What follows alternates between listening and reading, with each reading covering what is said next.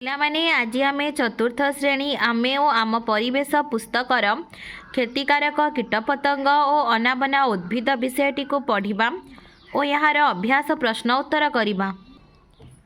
ପ୍ରାଣୀ ଓ ଉଦ୍ଭିଦମାନେ ଆମର କିପରି ଉପକାର କରନ୍ତି, ଆସ ସେ ବିଷୟରେ ଆଲୋଚନା କରିବା। ତୁମେ ଦେଖୁଥିବା ପିମ୍ପୁଡ଼ି ଭଳି ଛୋଟ ଛୋଟ ଜୀବମାନଙ୍କର ତାଲିକା କର।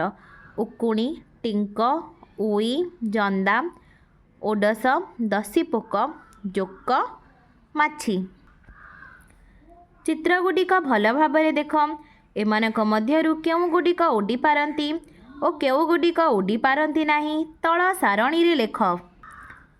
ଉଡ଼ି ପାରନ୍ତି: ମଶା, ମାଛି, ଅସରପା, ପ୍ରଜାପତି, କଙ୍କି, ଝିଣ୍ଟିକା। ଉଡ଼ି ପାରନ୍ତି ନାହିଁ: ଉଇ, ଜୋକ, ଛାରପୋକ, ଦଶୀପୋକ, ଜିଆ, ଜନ୍ଦା, ପିମ୍ପୁଡ଼ି।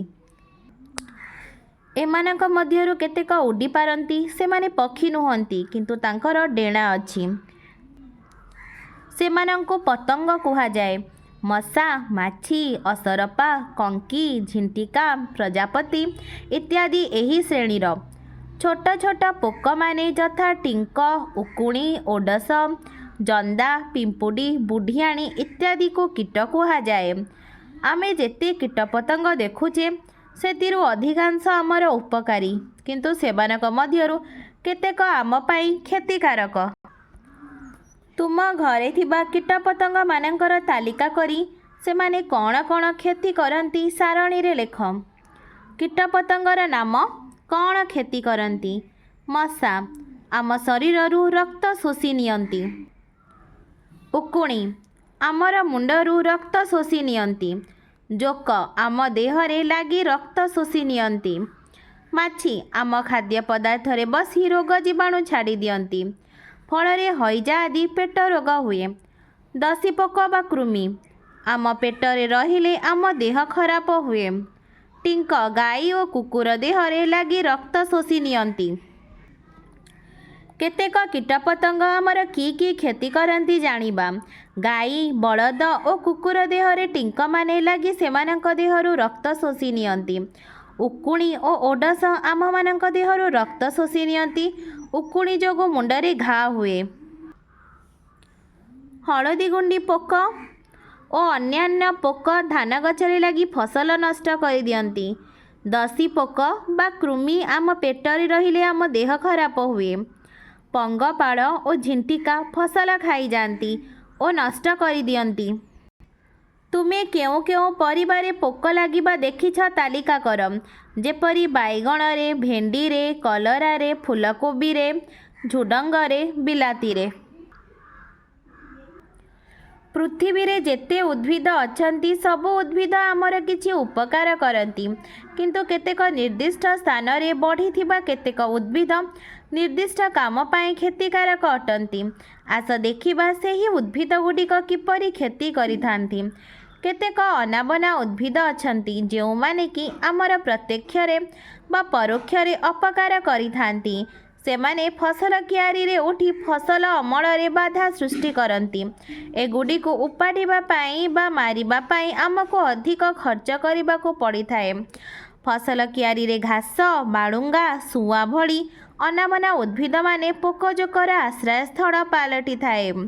ବାଳୁଙ୍ଗା ଗଛ, ବିଭିନ୍ନ ପ୍ରକାରର ଘାସ ଜାତୀୟ ଅନାବନା ଉଦ୍ଭିଦ କେତେକ ଶସ୍ୟ ଅମଳରେ ବ୍ୟାଘାତ ସୃଷ୍ଟି କରିଥାନ୍ତି।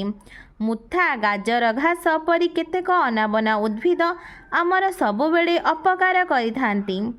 ନିର୍ମୂଳୀଲତା ନିଜେ ଖାଦ୍ୟ ପ୍ରସ୍ତୁତ କରେ ନାହିଁ। ସେ ଯେଉଁ ଗଛ ଉପରେ ମାଡ଼େ, ସେହି ଗଛରୁ ତା'ର ଖାଦ୍ୟ ଗ୍ରହଣ କରିଥାଏ, ଫଳରେ ଗଛଟି ଭଲ ବଢ଼ିପାରେ ନାହିଁ। ବିଛୁଆତି ପତ୍ର ଓ ବାଇଡଙ୍କ ଦେହରେ ଲାଗିଲେ ଦେହ କୁଣ୍ଡାଇ ହୋଇ ଫଳିଯାଏ।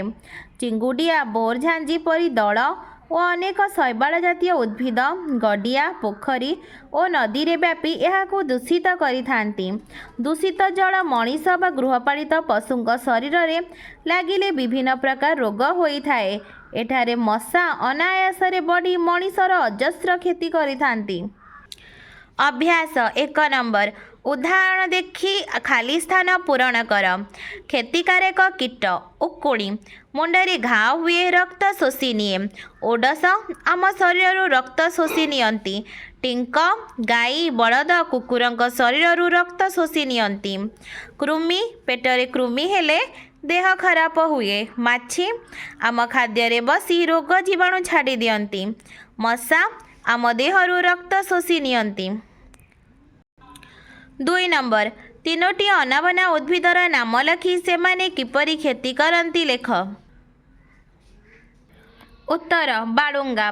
ଏହା ଜମିରେ ରହିଲେ ଧାନ ଗଛ ଭଲ ବଢ଼େ ନାହିଁ, ଫଳରେ ଅମଳ କମିଯାଏ। ନିର୍ମୂଳୀ ଲତା। ଏହା ଯେଉଁ ଗଛ ଉପରେ ମାଡ଼େ ସେହି ଗଛରୁ ଖାଦ୍ୟ ସଂଗ୍ରହ କରି ବଢ଼େ, ଫଳରେ ଗଛଟି ଭଲ ବଢ଼ିପାରେ ନାହିଁ। ମୁଥା। ଏହା ହେଲେ ଜମିରେ ଧାନ ଗଛ ଭଲ ବଢ଼ିପାରେ ନାହିଁ, ଫଳରେ ଅମଳ କମିଯାଏ। 3 ନମ୍ବର, କେଉଁଟି ଅଲଗା ଓ କାହିଁକି ଲେଖ। କ ମଶା ଝିଣ୍ଟିକା ପ୍ରଜାପତି ମାଛି। ଏଥିରେ ପ୍ରଜାପତି ଅଲଗା, କାରଣ ପ୍ରଜାପତି ଉପକାରୀ ହୋଇଥିବା ବେଳେ ଅନ୍ୟମାନେ ଅପକାରୀ ଜୀବ। ଖ ବୁଢ଼ିଆଣୀ ଟିଙ୍କ ଉକୁଣି ଅସରପା। ଏଠି ଅସରପା ଅଲଗା, କାରଣ ଅସରପା ପତଙ୍ଗ ହୋଇଥିବା ବେଳେ ଅନ୍ୟମାନେ କୀଟ ଅଛନ୍ତି। ଗ ଗହମ ଲାଜକୁଡ଼ି ବିଛୁଆତି ନିର୍ମୂଳୀ। ଏଠି ଗହମ ଅଲଗା, କାରଣ ଅନ୍ୟଗୁଡ଼ିକ ଲତା ଜାତୀୟ ହୋଇଥିବା ବେଳେ ଗହମ ଶସ୍ୟ ଜାତୀୟ। 4 ନମ୍ବର, ଶୁଆଁ ଗୋଟିଏ କ୍ଷତିକାରକ ଉଦ୍ଭିଦ ହେଲେ ମଧ୍ୟ ତାହା ଆମର ଉପକାରୀ କିପରି। ଉତ୍ତର ଫସଲ କିଆରୀରେ ଅନେକ ଅନାବନା ଉଦ୍ଭିଦ ଉଠିଥାନ୍ତି, ସେଗୁଡ଼ିକ ମଧ୍ୟରେ ଶୁଆଁ ଅନ୍ୟତମ। ଶୁଆଁ ହେବା ଦ୍ୱାରା ଧାନ ଜମିରେ ଅମଳ କମି ଯାଇଥାଏ, କିନ୍ତୁ ଏହି ଉଦ୍ଭିଦ ଅନେକ ପୋକଜୋକର ଆଶ୍ରୟସ୍ଥଳ ପାଲଟିଥାଏ। ତେଣୁ ଶୁଆଁ ଗୋଟିଏ କ୍ଷତିକାରକ ଉଦ୍ଭିଦ ହେଲେ ମଧ୍ୟ ତାହା ଆମର ଉପକାରୀ ହୋଇଥାଏ। 5 ନମ୍ବର, ଯେକୌଣସି ଗୋଟିଏ କ୍ଷତିକାରକ କୀଟ ଓ ଗୋଟିଏ ପତଙ୍ଗର ଚିତ୍ର ଆଙ୍କ। ପିଲାମାନେ, ତୁମକୁ ଭିଡ଼ିଓଟି ଭଲ ଲାଗିଲେ ଲାଇକ୍ ଆଣ୍ଡ ସବସ୍କ୍ରାଇବ୍ କରିବ।